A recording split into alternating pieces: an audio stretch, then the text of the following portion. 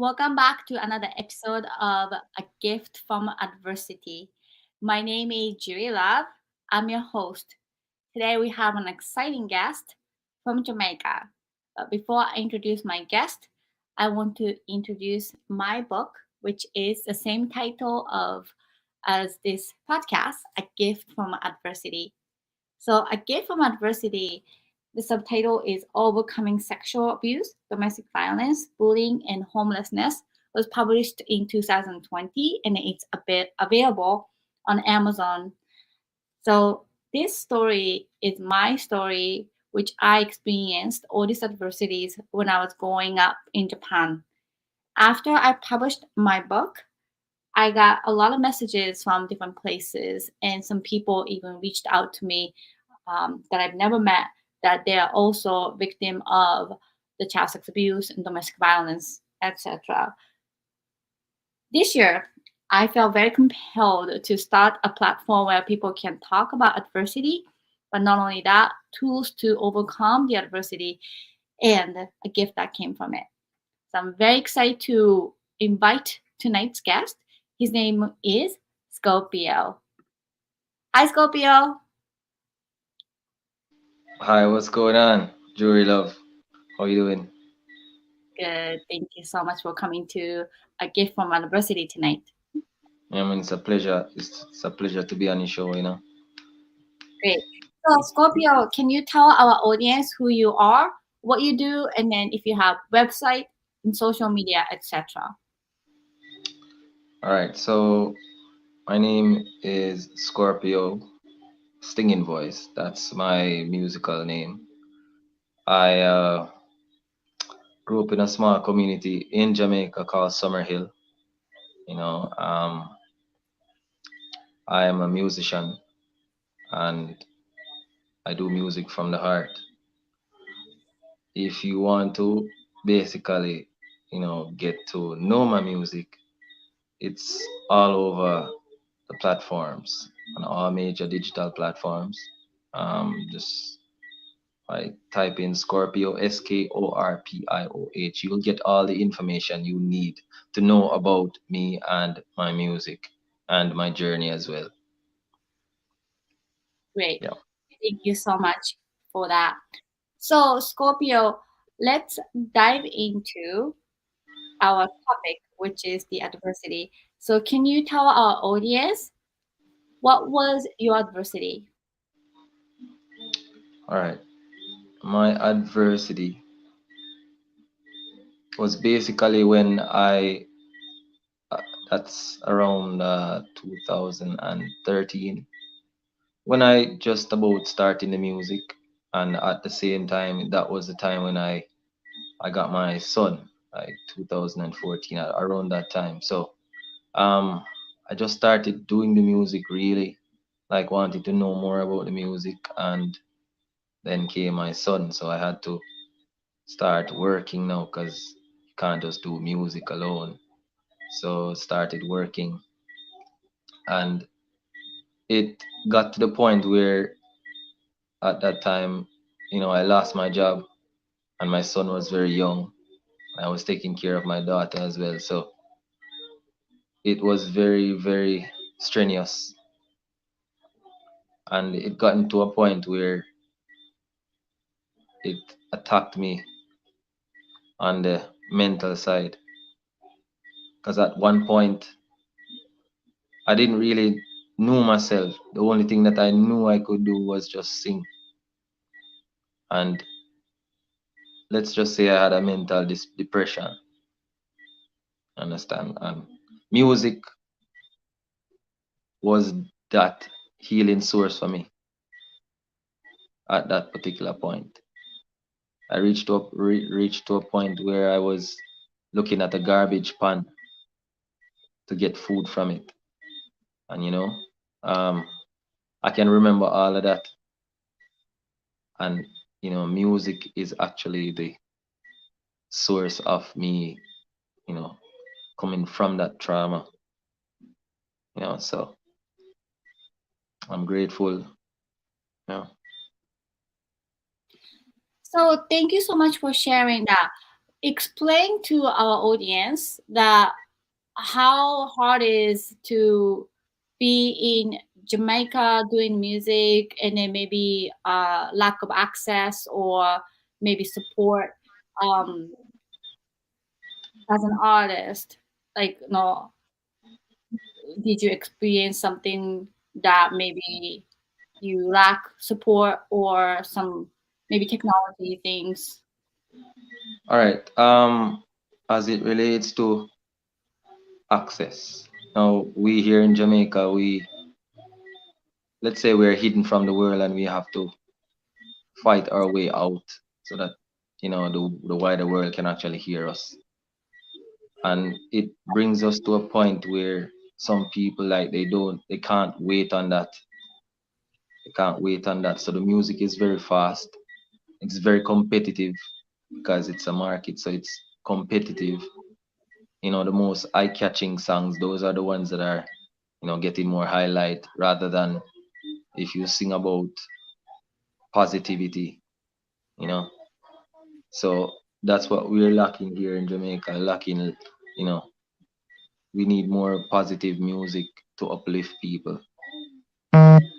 That's basically my challenge as an independent artist. And also before this, previously, it was access to getting a studio or to record, or access to information in regards to registration of numerous amount of organizations that you need to get registered into to be recognized as an independent artist. So information, you know, that's one of the main things here we lack here in Jamaica is information.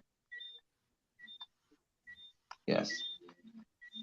So you are currently in Jamaica and Yes, I then doing music.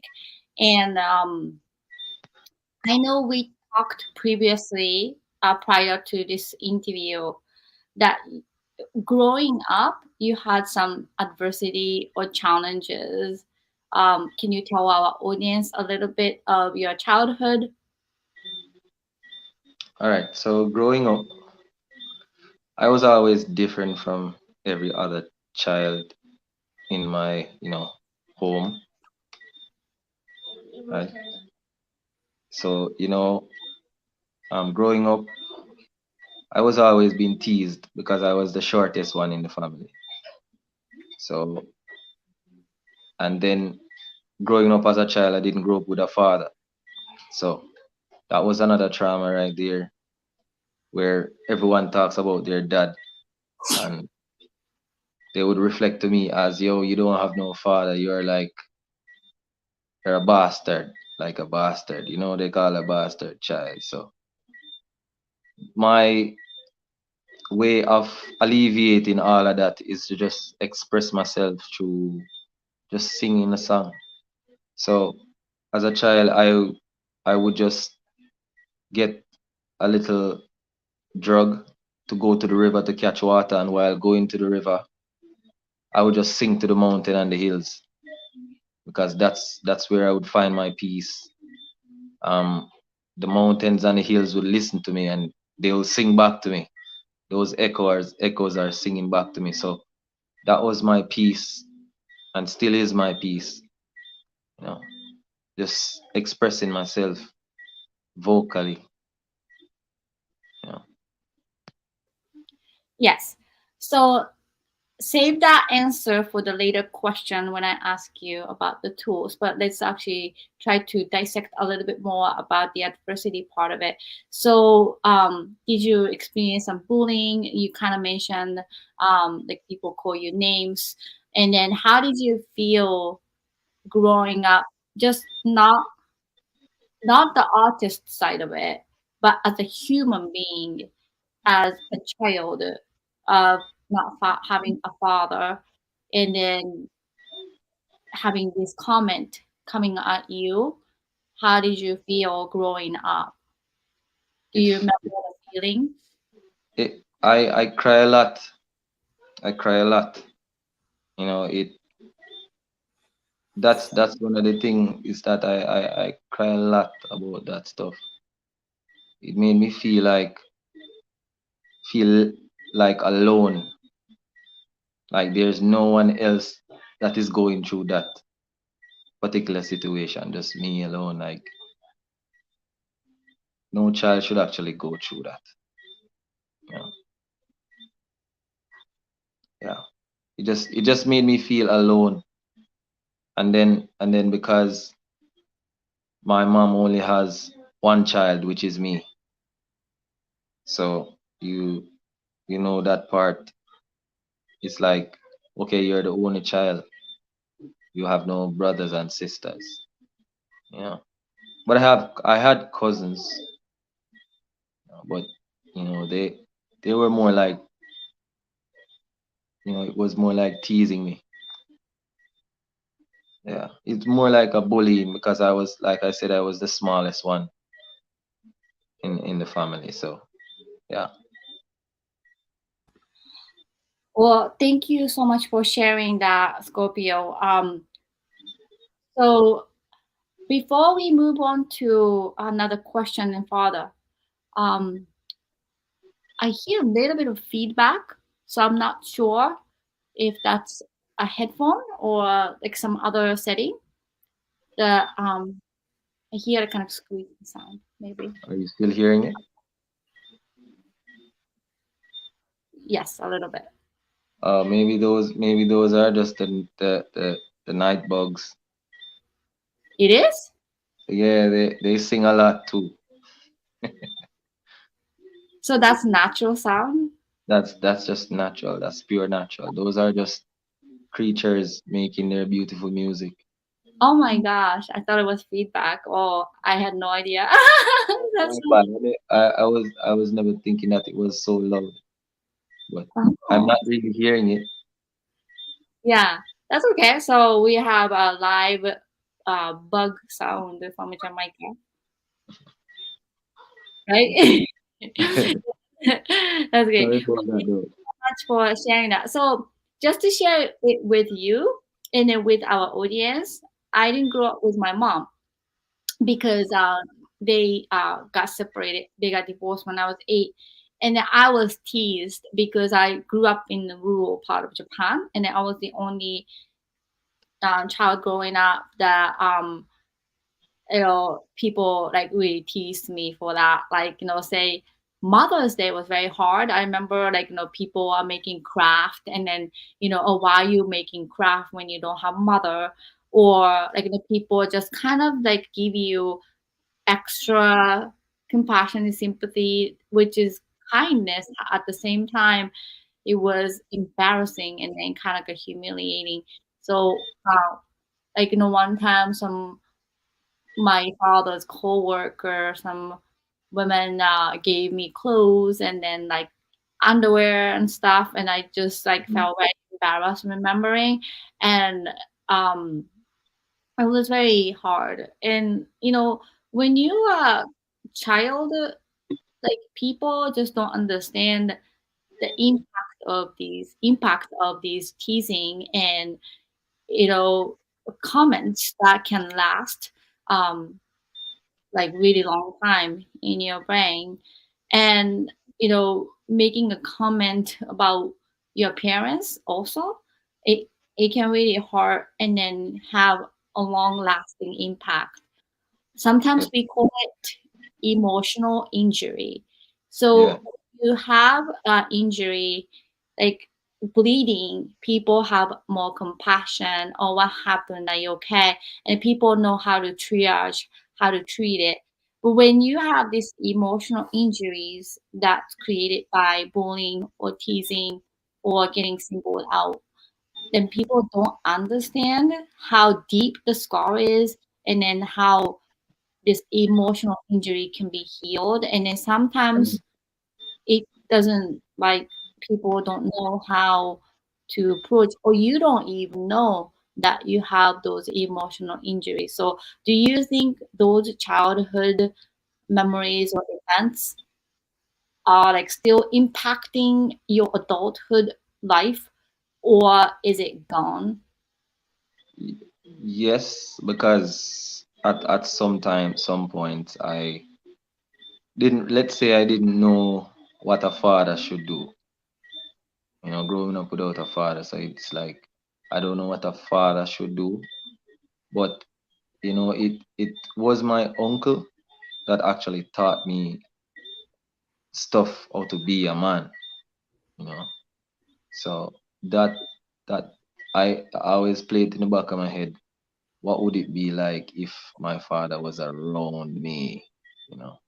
Mm, So what I do, I just put it in my kids now. So being a father, I just ensure that I give them all the love and support that they need as a father, because I didn't get it, so I will not deprive them of it. I'll ensure that they get it. So, but I still think about me, what would it be if a father actually stepped up? There will always be that question, what if? it's very tough, um, especially as a boy growing up and not having a father, and then not having a positive role model.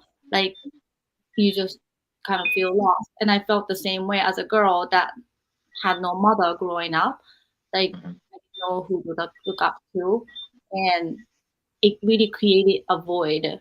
It created some attachment issue later on, because I craved those kind of attention from my mom that I couldn't get it. That later on in my life, it led to some addiction, of relationship. And, you know, that's kind of what we're talking about, the adversity that you experience in your childhood. Sometimes you have no idea how it's going to affect your behavior growing up. I'm sorry, you were asking. I didn't. You were saying something. I didn't get the question that you said. Yeah, no, no, I was just making a comment about Okay. how many people don't have a father and Yeah, or mother, and then growing up, and but that can create a void inside, and it then does. It can, does definitely. It does yeah, really create a void, because if because that's typically the way of all living things. If you notice that the tree grows, bear fruits, it falls right at the tree, the fruits fall at the tree and they start growing again.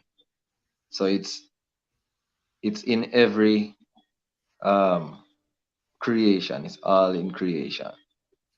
So you as a child growing up without a support of a mother or support of a father, it's definitely going to traumatize you. You won't know what it feels like, so you will always be craving for that, and some may never find it. right. Yeah. Yeah, so I was trying to explain to you and then the audience also, oftentimes when a child grow up in this adversity, in a situation where they don't have maybe a one parent, or maybe grew up in a foster family, you don't know how deep the impact is and how painful it is until you grow up later on, and then that can lead to some, you know, problems. Like my case is trying to fill the void and then attract these abusive relationship that I kind of feel like I need more attention. And I don't know, before even I call the attention, I don't even filter. And then I don't see the red flags or don't know the boundary, so that Hmm. more so growing up without my mom, my in my case, like really needing attention, like I want more attention, and then I crave that in adulthood relationship, and sometimes it's not healthy. Right, right. Because you're going to try to seek attention from anywhere you can try to get it from, because that's what you're lacking. So yeah, definitely it creates a major impact in adult life from child. And sometimes people might think that, oh, you're a child, you will not understand this. Of course, a child will understand. A child will definitely understand because a child feels pain. They have emotions. That's when it's more active than anything else. So, like every single thing, a child learns very quickly. What a child sees, that's what they learn. And if they don't see love, then that's what they're gonna grow up to see. Like, oh, I don't see love. I'm always gonna look for it. I'm going to always be looking for recognition or always going to need validation and all of that stuff. You know, so it really does put you in a bit of challenge on the mental aspect of it. So I don't know the situation in Jamaica at all, and you're my first guest from Jamaica. How is it to have a resource for like mental health, like therapy, or is it really a big stigma to have a counselor, or you know, mental health talk? How is it going on growing up in Jamaica, or even now? How would you Well, describe? as a child or in general, they have programs, especially for schools. They have the guidance counselor system where children can actually go and speak with the guidance counselor, and they'll get some assistance, whatever whatever they are going through, they'll get we call some support, you know. Um as for me, I have persons that I could go and share stuff with, and I'll get their perspective on it. Because basically it's just reasoning. For me, I just needed reasoning. I needed reasoning. So it's not hard to get. It's just that it's being stigmatized in such a way. Like if someone is um feeling a little bit like mental distress, instead of persons attending to that particular person, it will be more like shunning them. It will be more like shunning them, and it has become very bad. It has become very bad because a lot of persons. I've seen a lot of persons on the street right now, homeless. You know, some of them. It's not that they are mind twisted or whatever you want to call it. It's just that they're homeless and they need food or something. So that's basically how it is here. But they try to work on it as best as they can to help a lot of persons here. So growing up in Japan, I really felt seeing a counselor was more so like your weakness and socially discriminated, and then had a lot of prejudice against people who's going to seek a counseling service. And it's almost like taboo if you say it at work that you may get fired. And it's changing a lot.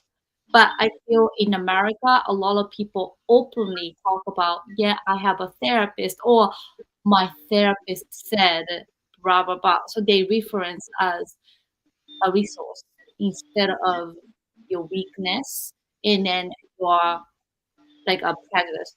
How is it in Jamaica? Is it like really okay to speak to a therapist and then kind of refer to people and have this conversation?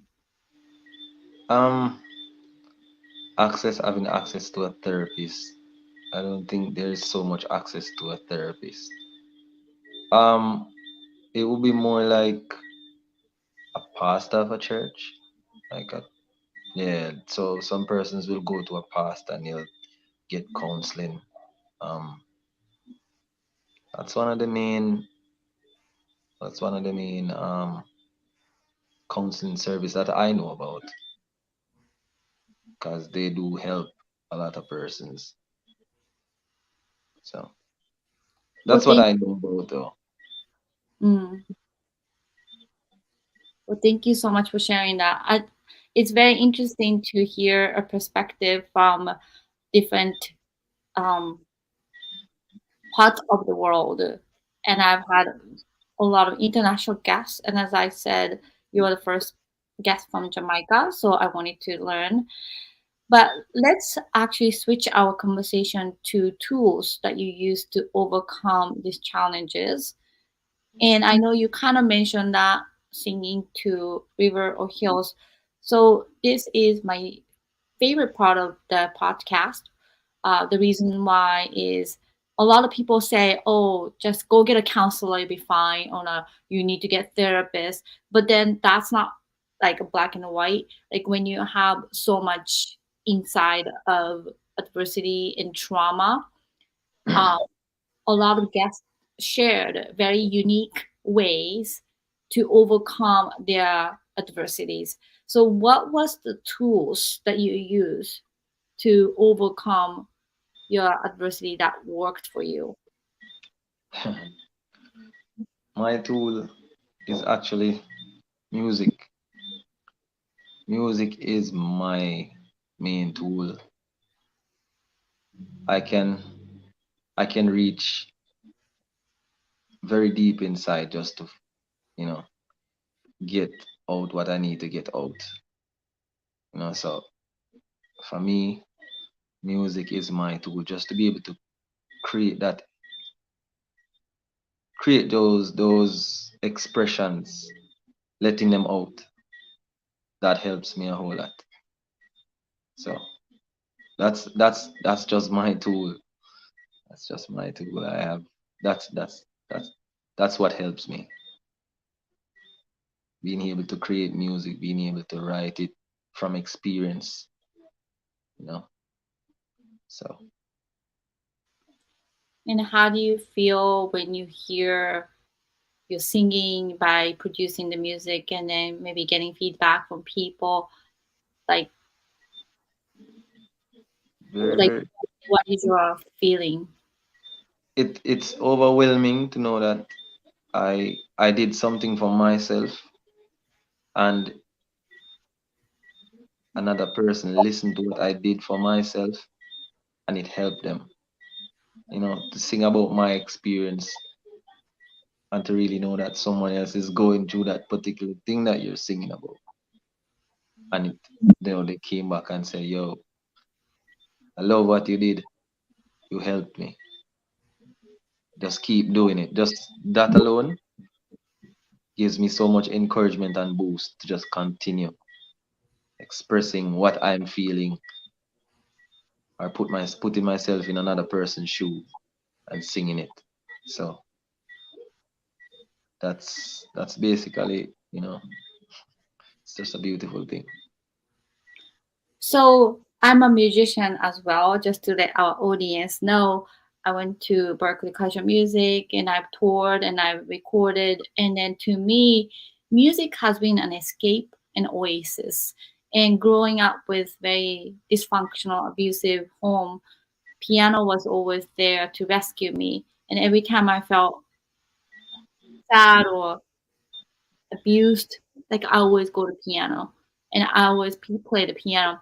And I felt like piano translated my emotion because I didn't know anything about mental health, like PTSD, abuse. I didn't know anything, but I knew that my deepest feeling that didn't have the language and eloquency, the piano always echoed my emotion. Mhm. And that was huge for me. So you told me when you were growing up and sad, you went to a mountain or a hill or a river and sang and it echoed. Can you describe how it helped you? Because there's so much space and there's no one around. So it's just me and nature. and I can go on the top of my lungs and just sing the highest note. And to hear it coming back at me, it gives me a sense of calm and peace. Yeah. Especially when I'm sitting by the river and hearing the river flowing, and I'm singing right next to the river flowing. That is calm. That is peace. That is tranquility for me. You know, that heals my soul. That heals my inside. You know, so Just to share with you, so some of the counselor said scream into pillow, and then yeah, some a lot of people do that. I don't know, like just like gonna scream into pillow, but you didn't scream into pillow. You went to the nature and the river and the mountain, and then basically sang. yeah. It has all the reverb and all the echo that I need. So natural reverb and echo. It's just beautiful. That's how it is. Just beautiful. And Yeah, don't forget, I usually climb the trees as a child. Climb the trees, eat the fruits, and sit in the top of the tree and just sing as well. So I wish you had recorded all this singing. yeah, yeah. Wish we had some recording stuff at that time. But growing up as a child, it was just we Yeah, just play marbles or we go to the river or something, or we go it's not catch too some. late. It's not too late for your new music video, and then do that. How Yeah, it's not too late at all. go to mountain and then river and then sing. That's Yes. easy. And even Scorpio and not your child, not even your child, like an adult. I think it's really great outlet to express yourself Hmm. in the nature or onto the microphone. Now you're a professional singer, but I think it has a certain emotional connection to your trauma and adversity. Music has a very special threshold and express way that people don't understand. And I feel lucky that I have that tool. And I used to tell people before I came to Berkeley College of Music, my self and then my music in between the pipe was very thin. And now I went to college and studied the music and then learned about arrangement, learned about theory, producing, and then my pipe got bigger. So how I express, I had a lot of limitation, but now I feel okay, I'm sad, and then there's a music, and I'm mad, there's a music, I'm happy, there's a music. So there's like a knowledge and a wisdom that I learned over the years that really helped me to express 100% of myself quickly. Yeah. So how is it helping you now that you're a recording artist and your music is absolutely stunning and amazing? People should always all check out Scorpio's music on Spotify, YouTube. It's just so beautiful. How is it helping you right now to be a recording artist and working with other producers? It's great. It's great working with other persons who have a particular aim, the same aim that I have to, get the music out to to the to the whole globe, because that's where my target is. Like just to get the music out, and I mean, I have great producers who, work with me. So it's good to work with other persons, because no man is an island. So we need others to, you know, help us along the way. So I I have that team. I have that team. Want to take the time out if I can to just big up Sean Lewis and Heart of a Lion. There are some producers and writers who actually help to mold Scorpio. Yeah, and I have a few, few other artists that. that are always giving me the encouragement just the same, you know. So um, it does help me being an adult now. This it's actually my main source of how I maintain all of this stability mentally, physically, and otherwise. So it does help in all aspect of my life, all So aspect. my mother is a musician, and then she's 69 years old. She's still having a live band, and then she was very, very strict about music, and she was very, Mm, very serious about music. And then growing up, she always told me that music has the power to stop somebody who's about to maybe commit suicide or die, to give them a hope. And music has some power that can touch sort of a different part of the brain and make you feel elevated, make you feel contented and happy. And I feel that the tool part, like you and I are really lucky enough to be able to use music to do that to ourselves, but for others too.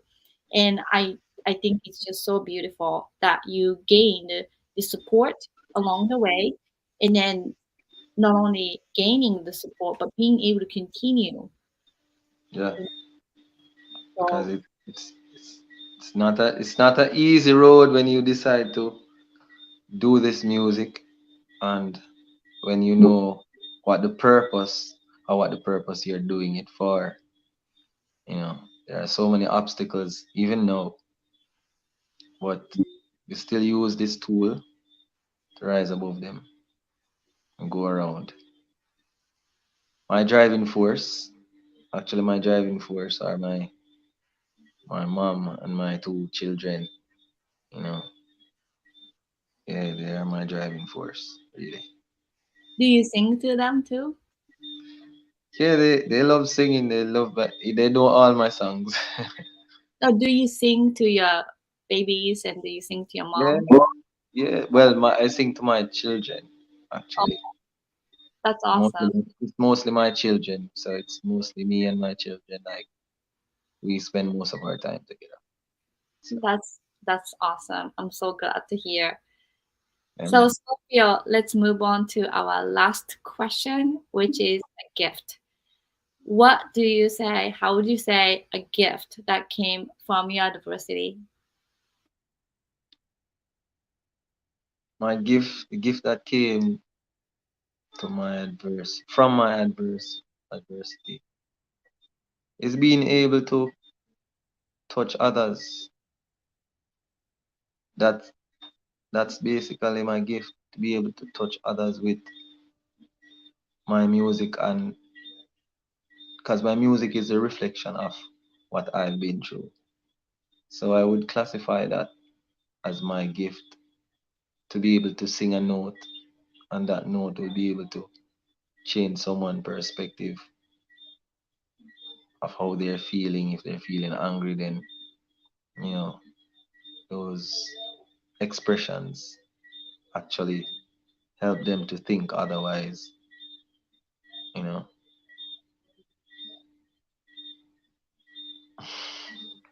Thank you so much. Just to let our audience know, shout out to my friend Kate Thornton, who introduced me to Sean Lewis, and then Sean to you. The first day I heard Scorpio's music, I was driving and listening, and I remember feeling like, oh my gosh, this is an incredible music. And the way that you sang the first note, I'm like, I want to marry to this music. I'm just so in love. I just fell in love with your voice and the music, and it really changed me. And to be honest, there are only few artists who can do that, who can completely elevate somebody's day and really touch somebody. And then you are doing it, and then your beautiful music is really going to a place not only, to entertain, but truly mentally, like, help other people shift their day. Mhm. So I think that's a truly gift that not so many people possess. And it's been such a pleasure getting to know you and your music. And I'm so grateful that Yeah, you man, it's a came pleasure. to this podcast today. Yeah, man, it's a pleasure, man. Cause I mean, when we talk about life and music, I love to talk about life and music, cause they go hand in hand for me. One cannot go without the other for me. So yeah, man, it's a pleasure. It's a pleasure actually being on your show. Thank you. One last question before you go. What do you think your biggest advice is? Oh wow, what? It's just That's okay. So, what do you think your biggest advice is if somebody is going through the same adversity you went through? well.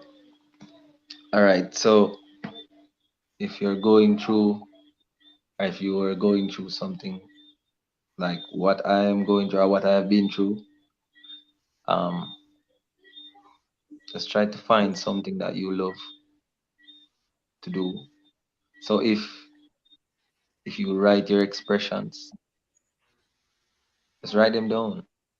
If you want to write a book, if that's what you feel like doing, write a book. Write down those words.